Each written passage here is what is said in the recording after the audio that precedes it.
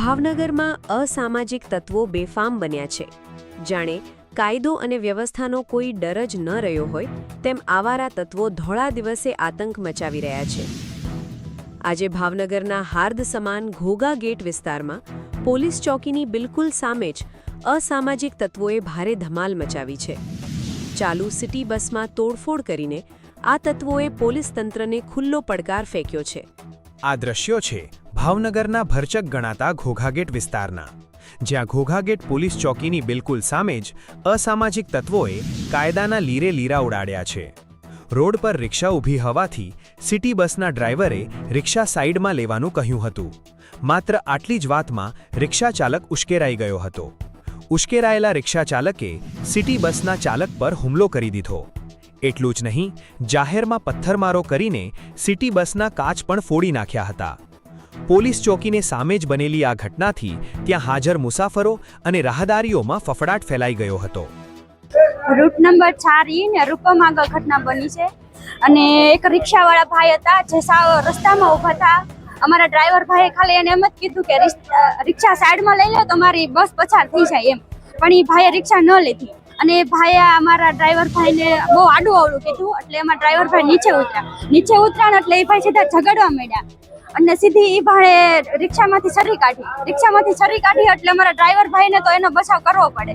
એને બચાવ કરવા માટે નીચેથી એક ઈંટનો કટકો ઉપાડ્યો એટલે ઓલા જે રિક્ષાવાળા ભાઈ હતા એને સીધો છરીનો પ્રહાર કર્યો એટલે એનો બચાવ કરવા માટે એ ઈંટનો કટકો એના માથામાં વાગ્યો એટલે એવડા એનો છરીનો આમ ઓલું રોકવા માટે એના હાથ આમ કર્યો। જો એના હાથ નો આવ્યો હોત ને ઈટડું ન લીધું હોત ને તો એ ભાઈને ગળે છરી વાગી જાય। અવારનવાર આવી ઘટનાઓ બનતી હોય છે તો અમારી સેફટીનું શું? એ હડતાલ ઉપર છે બરોબર છે અને જ્યાં સુધી આનો નિર્ણય ના આવે ને ત્યાં સુધી આ હડતાલ રહેવી જોઈએ। ચિંતાજનક વાત એ છે કે જ્યાં પોલીસ ચોકી છે ત્યાં જ આ પ્રકારની ગુંડાગર્દી આચરવામાં આવી છે। સ્થાનિક લોકો હવે સવાલ ઉઠાવી રહ્યા છે કે જો પોલીસ ચોકી સામે જ જનતા સુરક્ષિત નથી તો પછી સામાન્ય નાગરિકોએ જવું ક્યાં? શું ભાવનગર પોલીસ આ તત્વો પર કડક કાર્યવાહી કરશે? મારું નામ છે ગોહિલ કુલદીપ છે। હવે હું તળાવમાં બસ લઈને આવ્યો એટલે મેં એને એમ કીધું ભાઈ તું રિક્ષા સાઈડમાં લઈ લે। કોઈ એને રિક્ષા સાઈડમાં ન લીધી એટલે પછી કે ગાર્ડ બોલ્યો ને એટલે મને એમ કે મને કાંઈ કે છે એટલે મેં દરવાજો ખોલીને કીધું કે ગાડી બોલવા મારી યારે લેડીઝ કંડક્ટર એટલે આગલી સીટમાં લેડીઝ બેઠા હતા અને છોકરું નાનું હતું એટલે એને બ્લોકનો ઘા કર્યો એટલે ઉતરી હું જો હું ભાઈ તું ઘા ન કરું કહું સીધી રીતે વાત કરતી કે તારા બાપની બસ નથી કે એટલે મેં એને ઉતરીને પછી લાફો માર્યો કે ભાઈ તું આ રીતનું વર્તન ન કર, મારી બસમાં અત્યારે લેડીઝ ભરેલા છે। પછી એને મને શરીરનો ઘા કર્યો કરે ને ત્યારે હું નજીક ઊભો હતો, છેટો ગયો ને તો મને હાથમાં વગાડી દીધું। તોડફોડ કરી છે? મારા બચાવ કરવા માટે મેં એને પછી માર્યો। તોડફોડ કરી છે કે ગાડીઓ? અને તોડફોડ આગલો કાચ તોડી નાખ્યો છે અને સાઈડનો કાચ આવશે મોટો એ તોડી નાખ્યો।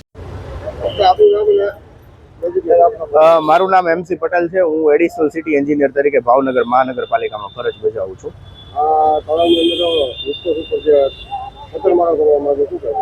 PME બસ જ્યારથી શરૂ થઈ પહેલાં આપણે ઓલરેડી એમાં કોઈ પણ પ્રકારના ઇન્સિડન્ટ ન બને એ માટે તકેદારી લીધેલી છે। તેમ છતાં અમુક ટાઈમે એ પ્રકારની ઘટનાઓ બનેલી હોય એવું જાણવા મળે છે અને આજે એક ડ્રાઈવર ઉપર હુમલો થયેલો છે તથા બસ ઉપર પથ્થરમારો પણ થયેલો છે એટલે ડ્રાઈવરને પણ ઈજા પહોંચી છે અને યાત્રિકોની સલામતી પણ જોખવાણી। એ બાબતે તમામ લોકો હડતાલ ઉપર અત્યારે ઉતરેલા છે, ડ્રાઈવર અને કંડક્ટર। જે બાબતે અત્યારે અમે એમને સમજાવવાનો પૂરો પ્રયત્ન કર્યો છે કે ભાઈ તંત્ર એના તરફથી પૂરેપૂરા એક્શન લેશે, તેમ છતાં એ માનવા નથી એટલે હાલ પૂરતું PME બસ સેવામાં એક વિક્ષેપ ઊભો થયેલો છે। એમની ખાસ રજૂઆત છે કે એમની સલામતીને જોખમમાં હોઈને એ લોકો જીવના જોખમે કામ કરવા માંગતા નથી ને ઘણીવાર આ રીતે એ લોકોને ધમકાવવામાં એમાં આવેલા છે। તો એકવાર કાયદાકીય રીતે એમની ઉપર એક્શન લેવામાં આવે ત્યારબાદ એ લોકો બસ સેવા પૂરા શરૂ કરશે।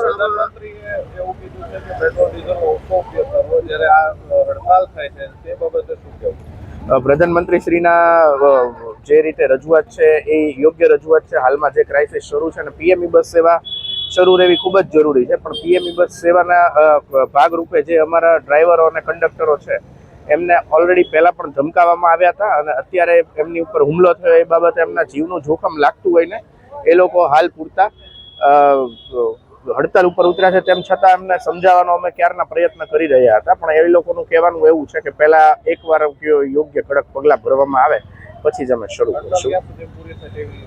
અમારી અપેક્ષા છે કે બપોર સુધીમાં તમામ પ્રકારના પ્રશ્નો રિઝોલ્વ કરીને જે ત્રાહિત વ્યક્તિઓ છે એમને ન્યાય મળે અને જે લોકો આ રીતે ધમકી આપે છે એ લોકો ઉપર કડકમાં કડક કાર્યવાહી થાય અને એક દાખલો બેસાડવામાં આવે જેથી બીજી વાર લોકોને સલામતીના પ્રશ્નો ઉપસ્થિત ન થાય. આ બાબતે ડ્રાઈવરના આક્ષેપ છે કે અવારનવાર આવી રીતના કરવામાં આવે છે, એને લઈને શું આગળ પગલાં ભરશો છો?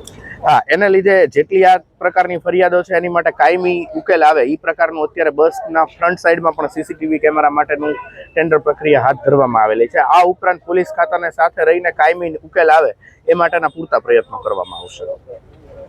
આ ઘટનાએ ભાવનગરની કાયદો અને વ્યવસ્થા સામે ઘણા મોટા સવાલો ઊભા કર્યા છે. હવે જોવાનું એ રહેશે કે ભાવનગર પોલીસ આવા અસામાજિક તત્વો સામે કેવા પગલાં ભરે છે અને ક્યારે શહેરના લોકોને આ ભયમાંથી મુક્તિ અપાવે છે.